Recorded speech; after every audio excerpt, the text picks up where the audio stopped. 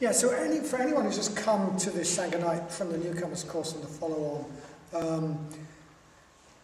and didn't come last week, in these Tuesdays we take a year-long theme. And we use that as a structure to explore lots of aspects of the Dharma and how we can apply it in our lives. And this year, starting in the autumn, back last autumn, we've been using this symbolic image called the refuge tree of the Triratna Buddhist order as our theme. So it's a symbol of the Buddha, the Dharma and the Sangha and how they've come down to us 2,500 years after the death of the Buddha on the other side of the world. And if you're new to this class and you weren't here last week and didn't hear the explanation, then what on earth a refuge tree might be is probably a complete mystery to you. And we haven't got time to go into that tonight, so I'm afraid it's going to remain a complete mystery to you. It will probably become apparent as time goes by what we're talking about here. Anyway, for the last few weeks, we've been looking at these shadowy figures up here on the top of the refuge tree that are vanishing into the darkness. And they are the teachers of the past. So they're a group of great Buddhist masters from India, Tibet, China, Japan. And we've been looking at them to see what we can learn from them, from their lives and their teachings. And for the last few weeks, last 2 weeks, we've been looking at this chap here. You can't see up there, but you can see him there. And he's an Indian monk called Shantideva, who lived in the great monastic university of Nalanda in northern India in the 8th century. And Nalanda at that time was probably the biggest university in the world. And Shantideva is most famous for writing a long Sanskrit poem called the Bodhicharya Avatara.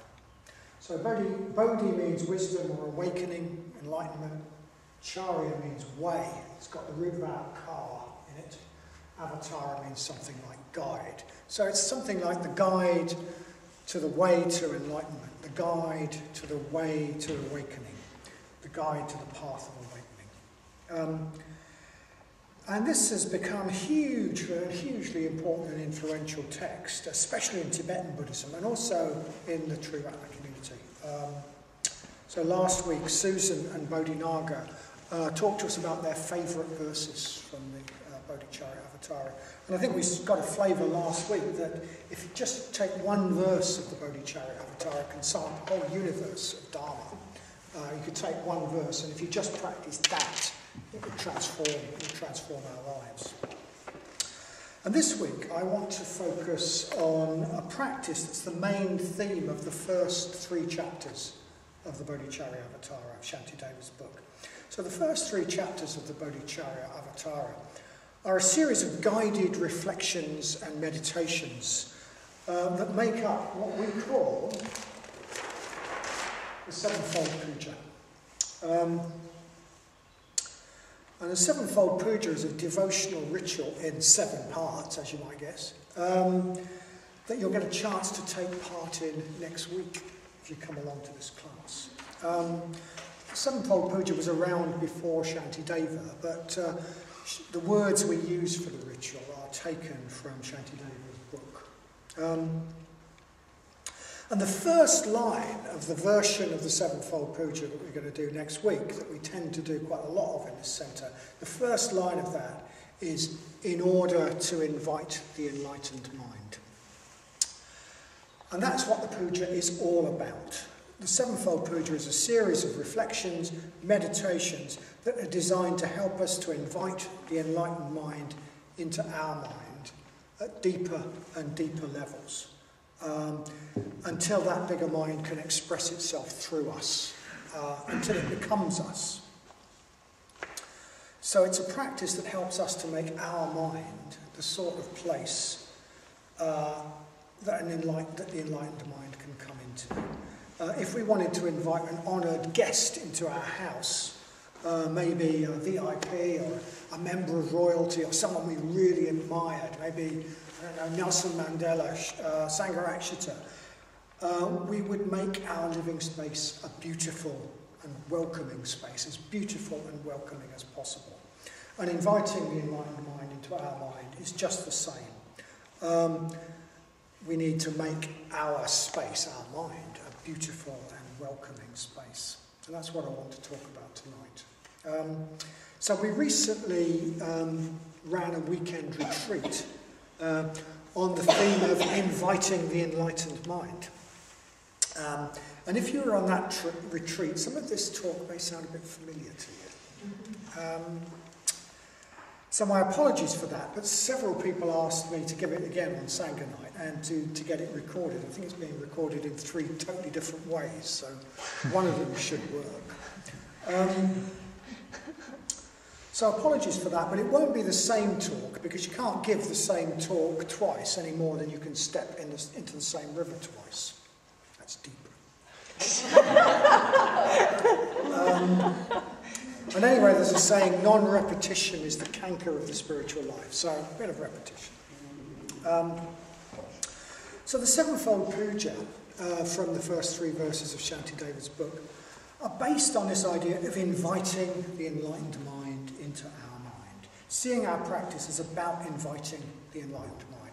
And that might seem a strange concept. We might be a bit more familiar with the idea of we're creating the enlightened mind within our mind. But the enlightened mind is outside our present experience and our present personality. There's a very real way in which it's outside of us. It's not something that we can create. We don't even know what it is. We need to invite it as something from outside. And this idea of seeing practice as inviting the enlightened mind's got a very, very long pedigree. We could see all practice that way. So we could see, when we sit down to do the mindfulness of breathing, the calm, bright, clear mind we take is the sort of mind that we can create, is the sort of mind that the enlightened mind might come into to a certain extent. As much of it as can get into the small space of our mind. Or the warm, loving mind that we nurture in the metta bhavana is the sort of mind that the enlightened mind might be able to come into, at least a certain amount of it. So we can see all practice that way. But the sevenfold puja is the practice we do that most obviously sees practice in terms of inviting the enlightened mind. And that's based on the Bodhicharya Avatara, which, as I said, is hugely influential. So the Dalai Lama says that the Bodhicharya Avatara is his main inspiration, and that he reads it every day. It was the first text that Sangha Akshita led study on when he founded the Western Buddhist order as it was then. And he's always been very clear it's a completely crucial text for our movement. So this is not just some sort of way out way of looking at practice. This is very, very mainstream way of looking at practice. So we're inviting the enlightened mind. And the way we invite somebody is not to demand that they come, whether they like it or not. It's to create the conditions that make them want to come. If we're inviting an honoured guest, they're not going to accept our invitation if our house is dirty and messy. If our partner doesn't want them there. If the kids will be bickering and having tantrums and throwing food about and sulking. If we want an honoured guest to come, we need to create a comely, harmonious environment where they'll be welcomed and treated appropriately and feel at home. So we invite an honoured guest by creating the sort of environment, that sort of environment, a welcoming, harmonious, comely environment. And inviting the enlightened mind is no different. We create suitable conditions by creating a suitable environment. A beautiful, harmonious environment that's in keeping with the beauty and the harmony of what we're inviting. And the environment that we're inviting the enlightened mind into, of course, is our mind. our thoughts, our emotions, our attitudes. Our mind can be like the sort of house I described. Our mind can be dirty and messy and full of squabbling, with some of the residents resentful about inviting an honoured guest. And the enlightened mind won't come into that sort of place. To invite the enlightened mind, we need to create that appropriate environment. The appropriate moods and emotions and attitudes that make our mind a suitable place.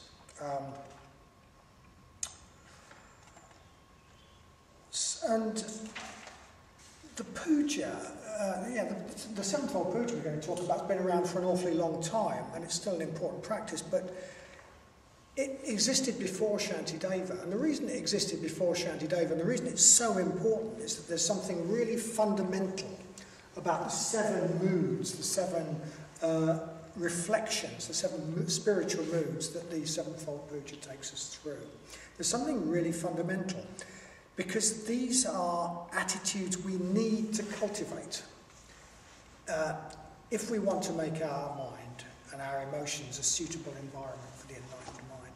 Even if we don't particularly get on with puja as a practice, we need to think about we need to pay attention to how we cultivate those attitudes, the attitudes I'm going to talk about, because they're really crucial parts of the spiritual life. So I'm going to be talking about how we cultivate those attitudes in the puja, but we also need to think about how we cultivate them outside of the puja, just in our life. So the first thing to say about the puja is that we do it in front of a shrine, and we do it, we do it in call and response. We're reciting these verses, but we're putting ourselves in relationship to something we conceive of as outside ourselves and higher than ourselves. We could say that this is the enlightened mind, or our highest values and the qualities we cherish and admire and want to base our life on, but that's all a bit abstract. If we want to put ourselves in relationship with something in a practice, we need to have some way of representing that to our mind. We need some sort of symbol. And the obvious symbol for the enlightened mind is the Buddha. The Buddha, he'll be up there on the shrine. That's the most obvious thing, symbol that we put ourselves in relationship to. So we could think of the Buddha as the historical human being. We could think of the Buddha as the sort of trailblazer for mankind, the person who sort of went the next stage in the evolution of mankind. And perhaps in our imagination can still be there to guide us into that next stage ourselves. We can see him as the source of the stream of positive energy that's come down to us through the Buddhist tradition that we're still benefiting from. We can see the Buddha as the archetype of enlightenment, of everything that we could become, the enlightened mind that transcends time and space. We could also think of archetypal figures if those move us. But whatever it is, we somehow need to put ourselves in relationship to something outside ourselves that we're willing to acknowledge is higher than ourselves. A bit about how we do that. I mean, all those ideas. Sometimes none of that does it for me. None of those things really work. And all I can sort of put myself in relationship with is a sort of, what I describe as a bright blur. It's a sort of bright blur that sums up it's a bright blur that goes along with a palpable feeling in the body, compounded of gratitude and admiration and a sense of commitment, a sense of direction and what my life is about. It sums up the source of goodness in the world, the whole Buddhist tradition, the Sangha down through the ages. Too much, but it's just there as a sort of bright blur that I'm responding to. A sense of direction and what my life must be about that's too difficult to put into words.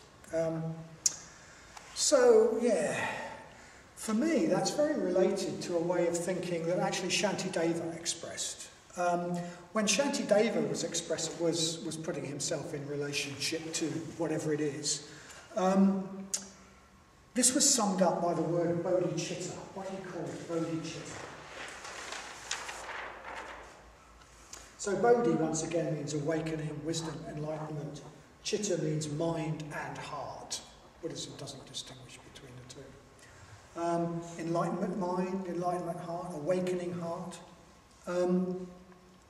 Very important concept in Mahayana Buddhism, Northern Buddhism, which spans quite a range of meanings. Sometimes it's just used as the desire to gain enlightenment for all beings, the desire to gain enlightenment to be of more use.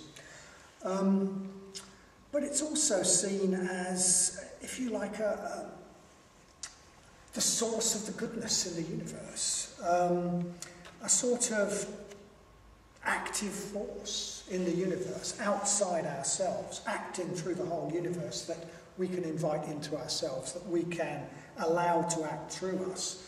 Almost a sort of cosmic will in the direction of enlightenment, in the direction of goodness that individuals can align themselves with and express, rather than just having our lives dictated by our own sort of ego and our wants. So, yes, that's how Shantideva tends to refer to it, and we'll come back to that a bit later in the talk.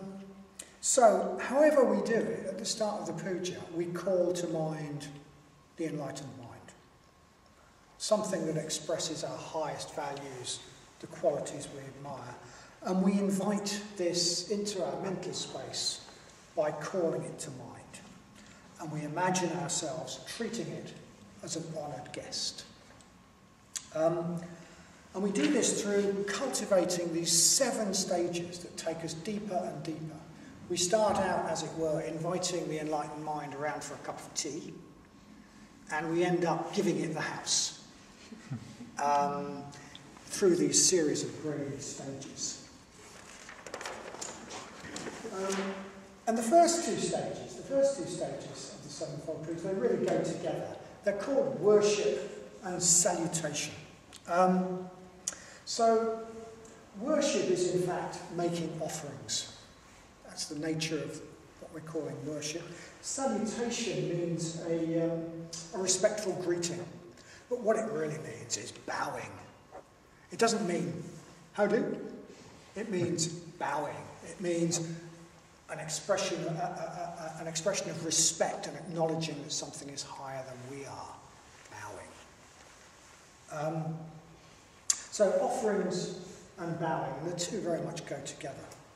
So if we invite an honoured guest into our house, probably the first thing we do is offer them things. Tea, a biscuit, comfy chair. We try to make them feel at home by offering them things. And in fact, the Sevenfold Puja, that's very much part of it, that idea of it's like inviting somebody to our house. There are, in Indian tradition, there are 7 traditional offerings that are made to an honoured guest. Water for washing, water for drinking, 2 types of food, hard and soft, music, light, and incense. I think I've got them all. And those are represented by the 7 offering bowls on the shrine. So all the time, when we've got those 7 offering bowls on the shrine, there's this sort of subtext running through what we do. We're inviting an honoured guest into this space. So those are what, in ancient India, you would offer an honoured guest. You would give them food, you would give them drink, something to wash their feet, you would have nice sounds, you would have incense, you would have lamps, you would create a nice environment. I don't know what it would be in our case. In our case, it probably would be tea and a comfy chair. And a hobnob. And a hobnob. So the Sevenfold Puja that's usually used in the True Ratna community, that's what the first stage consists of, worship, these 7 offerings to an honoured guest. The one we'll be using next week, we don't do that. And the reason we don't do that, we focus on a different part of Shantideva's text. And the reason we do that is because, well, most of us don't really relate to those offerings as what we'd offer to an honoured guest. I mean, if we were going to have an English puja, it really might be, I offer you a cup of tea. And that just wouldn't have the resonance. So we don't use those. We use instead images from nature, images of natural beauty. the form of the puja that we normally do. So we say, conjuring them up in my mind, I offer all the flowers in the world. I offer all the fruits. I offer all the fragrant plants. I offer the clear, refreshing waters, the crystal mountains, the tranquil forests, and the wild places. I offer vines bright with flowers. I offer trees heavy with fruit. I offer lakes adorned with lotuses and the haunting cry of the wild geese. And we use these natural images because, well, I think for two reasons. One is that conjuring up images of beauty, we make our mind a beautiful place. If we fill our mind with images and ideas of beauty, our mind becomes the sort of beautiful place into which the enlightened mind can come. Opening up to beauty is actually a really important practice, either in the puja or elsewhere. It's not out with our practice, it's part of our practice, of opening up to beauty, perhaps in nature, in art, in music. It refines our mind, it makes our mind a beautiful place, the sort of place that the enlightened mind can come into. So we do that, we offer. We make offerings of the most beautiful things we can imagine, beautifying our mind as we do that. And we also greet respectfully. We bow. We show respect. We acknowledge that what we're inviting is greater, bigger, higher than we are. We put ourselves in an appropriate relationship to it. And we don't just do that ourselves. In fact, if you look at the Sanskrit of the puja, one of the ways it's often translated, we tend to say, as many atoms as there are in 1,000 million worlds, so many times I make reverent salutation. But what it can be interpreted as many atoms as there are in the universe making reverent salutation. You're in fact imagining yourself in every atom of the universe bowing. You're imagining the whole universe bowing to what is highest in the universe. So this attitude of respect, so the mood of the first two stages of the puja is one of reverence merging into reverence. Respect moving towards reverence. And I think this is really, really important. It's part of, to have a sense of something higher than ourselves that we revere, even serve, is actually part of being fully human. It's profoundly unfashionable in this silly age, but it's part of being human. It's part of being human. Because it's so unfashionable, it comes out in all sorts of twisted ways in our culture. Celeb worship, nationalism,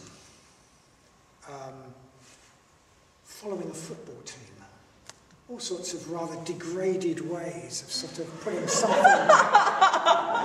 something above ourselves, being part of something bigger than ourselves, putting something above ourselves. Because it's part of being a proper human being. The idea that we're the highest thing in the universe is profoundly depressing and leaves us with a life with no meaning except our own petty wants. Which is very convenient for the economic masters of our society because it means we consume loads, even if our life has no meaning whatsoever, and we ravage the earth in the process. But what we really need is something higher than ourselves that we look up to. And it's part of being fully human. It's even part of being a fully enlightened human. So the Buddha, shortly after his enlightenment, we're told he was sitting next to a river, and he was an enlightened human being. And we're told the thought occurred to him, a man is unhappy if he has nothing to respect, revere, and obey. So even the Buddha thinking, a man is unhappy if he has nothing to respect, revere, and obey. And then we're told, I'm sure the Buddha's mind didn't work in this rather clunky way, but then we're told he thought, but there's nobody I can look up to. I am an enlightened being. There's nobody in this generation that I can look up to, that I can be a disciple of, that I can respect, revere, and as it were, learn from and obey. What am I going to do? And he thought, I will respect, revere, and obey the Dharma. And when he said the Dharma, the Buddha didn't mean, he didn't mean the sort of words of the Dharma that he'd come up with. He didn't say, oh, the Noble Eightfold Path, yes, oh, great Noble Eightfold Path. He didn't mean the Dharma in that sense.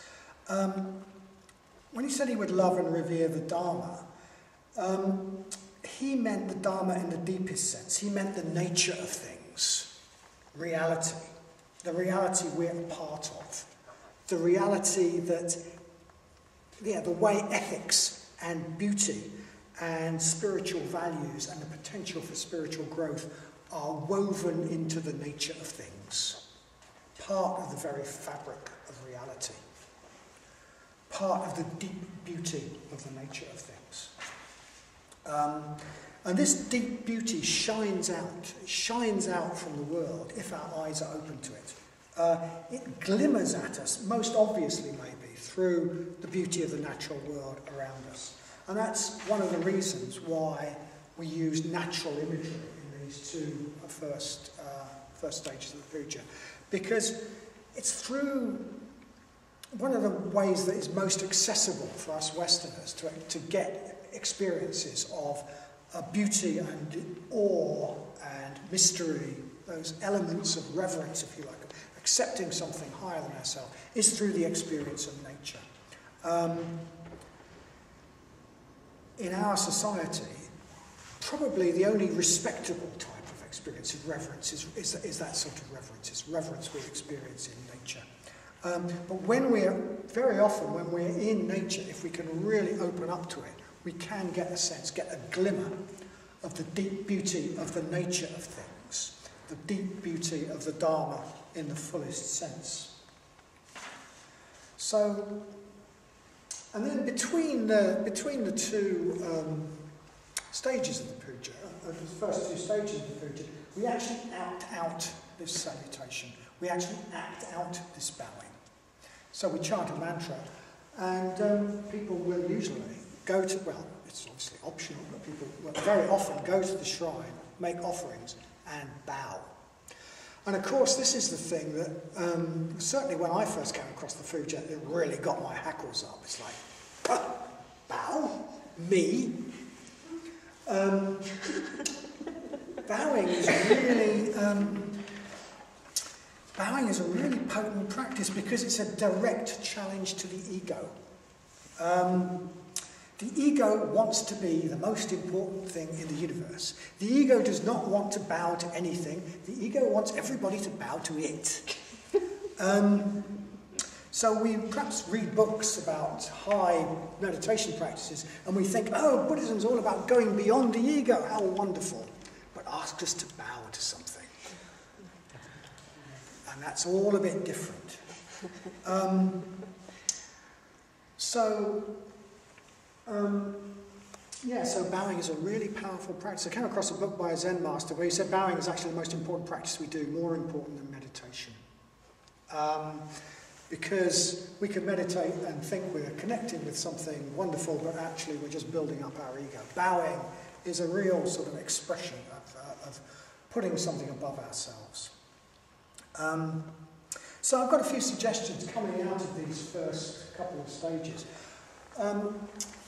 One is that we should be perhaps seeking to cultivate the Buddha's reverence for the nature of things. Certainly reverence, we need to cultivate reverence.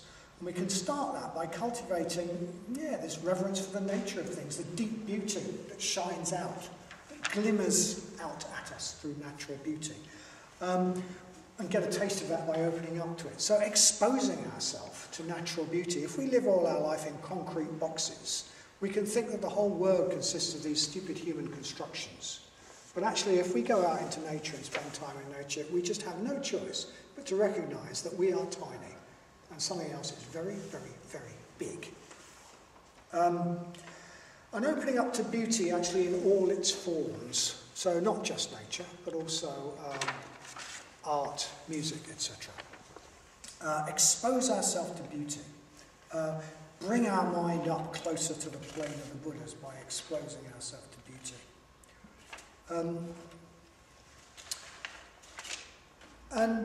Secondly, learn to bow. So I've got a suggestion that if you haven't already got a shrine, one way to sort of cultivate a bit of this reverence is to have a shrine, to create a shrine in your living space. Create a shrine in your living space and put symbols on it of what you most revere, what you most admire. So it's a really, making a shrine like that is a really practical example, really practical practice for getting in touch with our reverence, getting in touch with what we revere. And even if we have got a shrine, it pays to sometimes dust the flies off and actually think, well, what do I want on this? What do I want on this? What symbolises what I really revere and I'm willing to bow to? And then bow to it. Bow to it as a practice. Even if we can't meditate in the morning, just bowing to our shrine is putting ourselves in relationship to what we hold deepest in life, which might influence our whole day, actually. So creating a shrine and bowing to it as a practice. All of which will sort of cultivate the spiritual moods that are the essential beginning of the sequence that we're getting into with the sevenfold puja. I've talked about those quite a lot because it's the beginning, and if we don't do the beginning, the rest isn't going to happen. Cultivating a sense of reverence or something, a sense of something higher than ourselves that we're willing to accept is bigger than ourselves and invite into our space in that spirit is actually crucial, and none of the rest is going to work unless we do that. Okay, so we've invited the enlightened mind, as it were, in for a cup of tea. The next stage in the sevenfold puja is called going for refuge, which of course is completely unintelligible Buddhist code. And going for refuge, we could translate it as commitment. When we go for refuge in the puja, we also chant the precepts. We undertake to practice the 5 precepts, or the 10 precepts if we're all members. So, having invited the enlightened mind, as it were, in for tea, or into the garden perhaps, I don't know, we are making a step towards committing ourselves to living by the principles that it represents. So if we admire somebody, what we admire, an important part of what we admire about them are their values. Okay? It's impossible to admire somebody and really hate their values. What we admire about someone is their values. So the next step, having invited them in, is to align ourselves with their values, at least while they're there. So if we invited an honoured guest into our house, we would behave in a way that accords with their values. If we invited Nelson Mandela around for tea, we wouldn't spend all the time talking about our little grudges and how we want revenge. Here's a man who avoided a bloodbath in a country by burying his grudges, by forgetting his grudges and forgiving. Okay? Grudges deeper than any of us, I should imagine, got. So we wouldn't say, and that's so-and-so, I'm going to get back at them.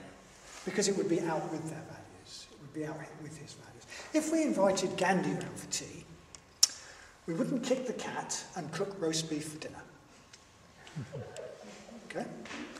So we invite the enlightened mind round for tea. We undertake to act according to the principles that the enlightened mind represents, which of course are summed up in a simple form in the precepts. They're summed up in the idea of living kindness, generosity, contentment rather than craving, simplicity rather than craving, honesty and awareness. So we undertake to do those. So that's the next step of the puja. We move from just inviting them in to behaving in a way that accords with their values, because those are values we admire. So And after that, and at that point we chant precepts, after that comes confession. So what confession should be is an honest recognition of where we're falling down. There's loads of wine bottles under the sink. That sofa's really ugly, and somebody hasn't emptied the ashtrays. Perhaps I ought to do that. Perhaps I ought to get rid of the ashtrays.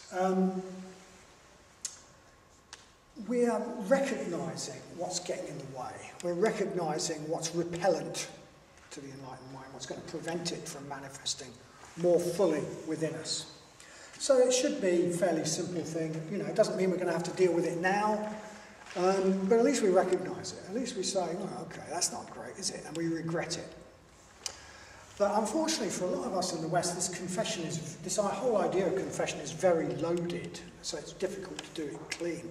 I think it can be loaded because we've somehow imbibed ideas of ethics as obedience, so it becomes about sort of giving in to some sort of authority figure, or because actually we rather disapprove, we beat ourselves up so much. So we're incapable of thinking,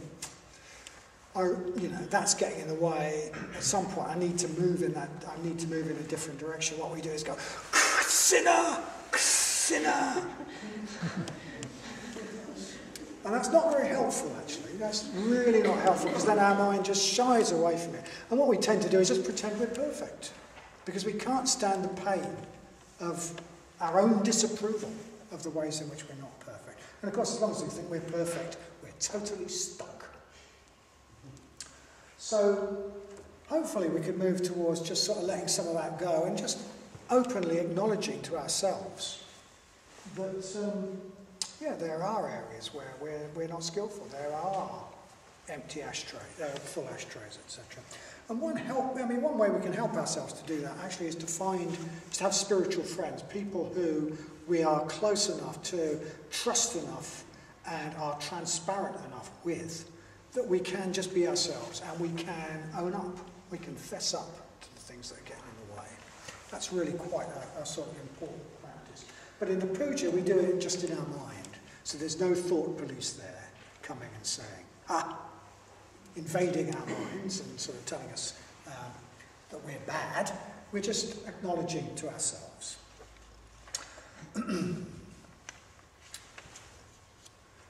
So the next step in the Sevenfold Puja takes us beyond confession. It's called rejoicing in merits. Rejoicing in merits.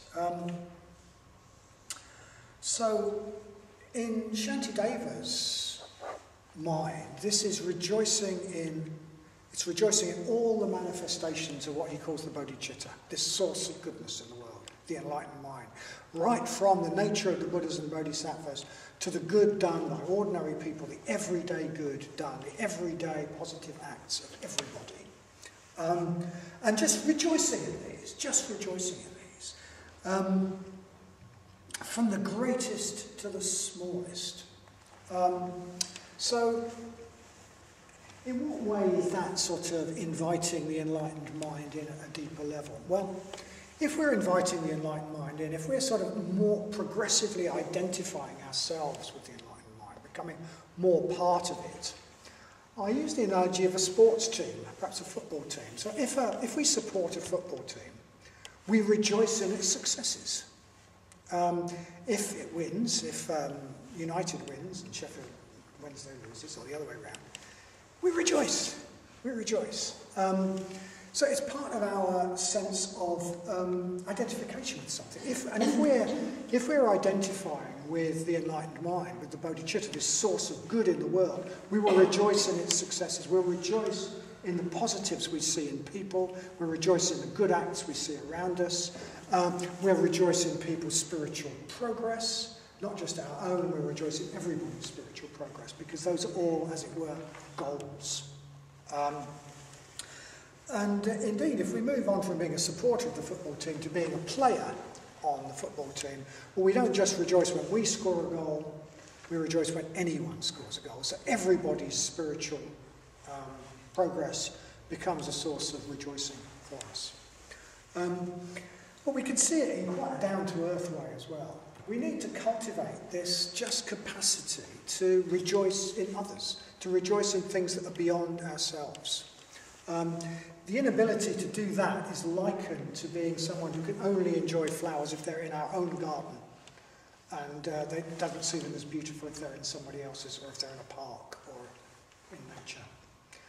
So it just gives us so much more to enjoy. So we can make a practice of rejoicing, noticing the good in people, rather than always looking for the flaws and the feet of clay. Noticing the good in life, the positive influences that are in our lives, and rejoicing in them. Noticing the beauty in the world and rejoicing in it, talking about it, rejoicing in the positive, the beautiful, from the greatest to the smallest, gets us out of this tendency to just close down and always look at the negative. And if we rejoice in the enlightened mind and its successes, rejoice in the goodness in the world, we're aligning ourselves with it progressively, more and more. Okay, so we've invited the honoured guest. We've shown them respect by offering and bowing. We've committed ourselves to acting on their values, at least while they're in our living room. We've rejoiced in their successes, rejoiced with them in their successes. And now we open up to the idea that they might know more than we do. We've become willing to see that there are areas where we might have something to learn from them, and we express that. And this is called entreaty and supplication. We're asking for a teaching. We're expressing receptivity. Maybe even accepting that they may be wiser than us and willing to question our cherished views. So being open to the fact that there are people wiser than ourselves. In the past there have been the Buddha and the great masters of the Buddhist tradition, and their wisdom comes down to us through the tradition. And being willing sometimes to look at our views in the light of that timeless wisdom, rather than always saying, well, what I think is so-and-so. Being willing to at least question our views. And that there are people here now who may be wiser than we are, and willing to look at our views in the light of theirs, and perhaps even sometimes change our views. So we're expressing openness, receptivity. We're asking for a teaching. And at that point in the puja, we usually have a reading from the Buddhist tradition, and we chant the Heart Sutra. And chanting the Heart Sutra is wonderful because nobody understands what it's about. So in a way, it's sort of saying, well, I don't know. I mean, listening to the Heart Sutra, you can't help but say, well, I don't know, which is a sort of tantamount to asking for a teaching, really. It's sort of saying, look, there are things I just haven't got a clue about. The Heart Sutra is one of them. Sounds great, I'm sure it's really deep, but what it actually means underneath it all might be a bit much. So, yeah, openness, knowing we don't know. Knowing we don't know is really crucial, and it's the next step. We're opening up. And that brings us to the last of the stages in Sevenfold Puja, if you like, the culmination of it. Transference of merits and self-surrender. So first of all, I need to say a little bit about merits. So, very strong idea in Buddhism that meditation, positive action, ethical action, altruistic action creates merit. And merit is sort of shorthand for spiritual impetus, spiritual presence. It makes us a bigger being. It makes us a more powerful being. That's what merit means. And merit is often, the analogy is often sort of like putting money in the bank. You know, you sort of create merit. It's like I've got a big pile of merit. But like any spiritual idea, it can get sort of hijacked. So it can then become selfish. Well, I do these things and I've got loads of merit. So I'm really meritorious and I'm going to have great karma and be really happy. And you lot are going to have terrible karma and really suffer. So merit can get sort of overtaken by our ego. So the idea then arises, well, okay, we generate merit, but we don't use it for ourselves. We transfer it. We transfer it to others. We dedicate it to the well-being of all beings. Yes, we do become bigger beings, greater beings, more meritorious beings, but we dedicate that. We dedicate that. It's not just so that we have really wonderful karma and a nice time.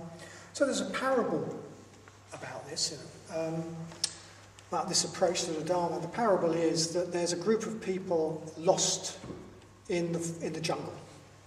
So there's a group of people lost in the jungle, and it's a normal cross-section of humanity. There are old people, there are ill people, there are pregnant women, there are children.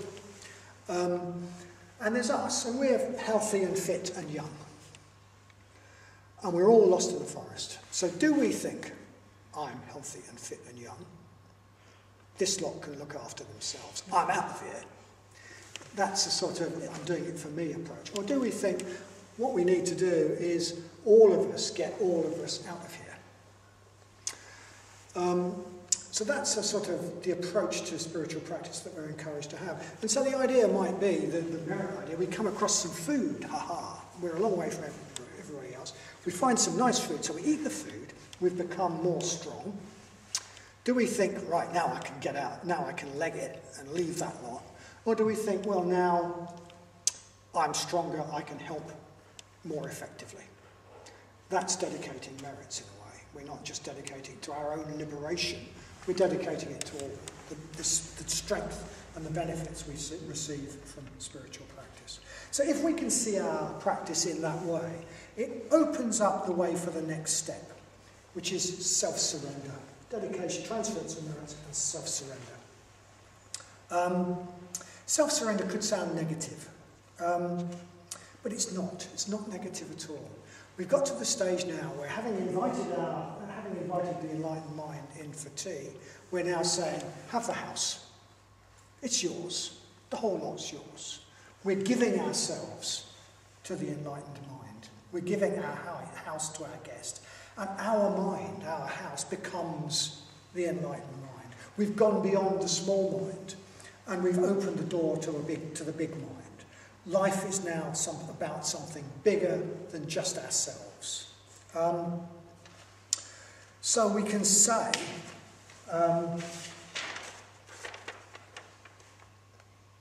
with no sense of loss, I give myself to the Buddhas. I give my merits for the benefit of all. May I be the doctor, may I be the nurse for all beings until the world is cured. So we've invited the honoured guest in, we've shown them respect,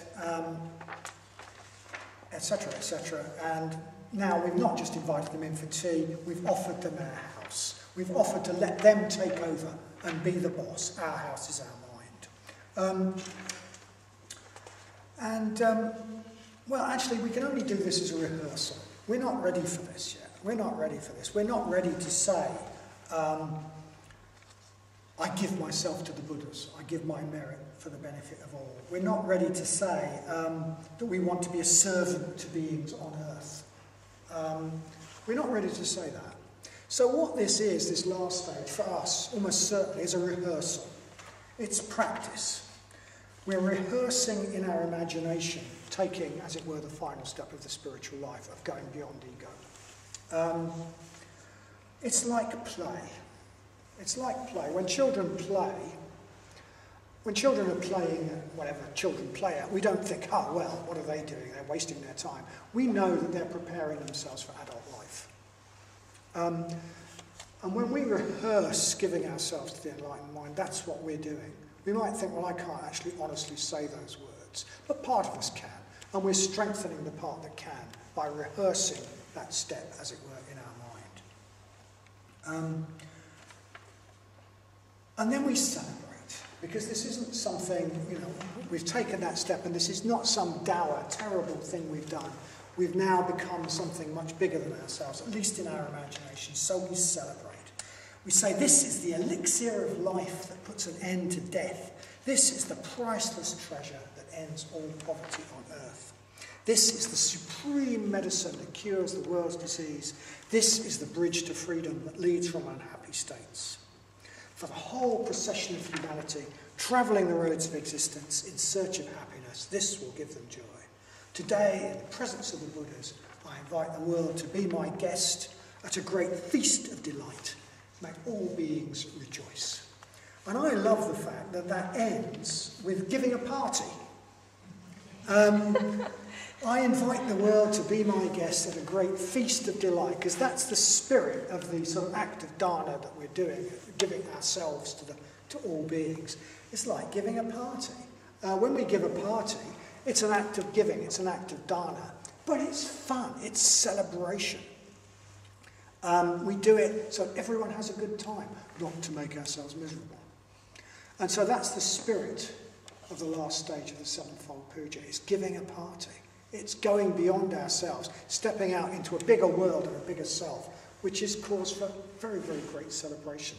And that's the final stage of the sevenfold puja, if we could but really follow it through.